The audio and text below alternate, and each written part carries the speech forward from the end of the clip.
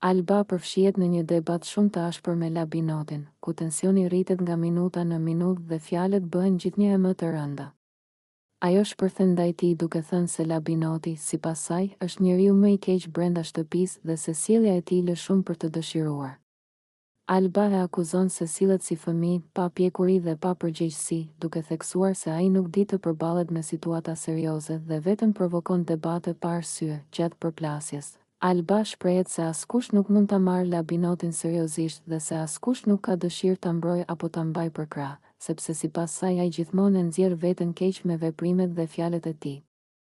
Ajo thot se ai përpiqet të duket i fortë dhe i zëshëm, por në realitet tregon vetëm pasiguri dhe mungesë logjike në atë që thot dhe bën. Debati bëhet edhe më i nxehtë kur Alba e quan Labinotin budalla dhe njeri që nuk mendon para se të flasë, duke shtuar se ai prish klimën në shtëpi dhe sjell gjithmonë energji negative. Banorët e tjerë i ndjekin me vëmendje, disa përpiqen të ndërhyjnë për të ulur tonet, ndërsa të tjerë qëndrojnë në heshtje duke parë se si situata përshkallëzohet. Atmosfera bëhet shumë e tensionuar dhe përplasja mes Albës dhe Labinotit kthehet në një nga debatet më të forta, duke lënë pas shumë nervozizëm dhe ndasi mes banorëve. Ndërsa duket qartë se marrëdhënia mes tyre është përkeqësuar edhe më shumë pas këtij momenti.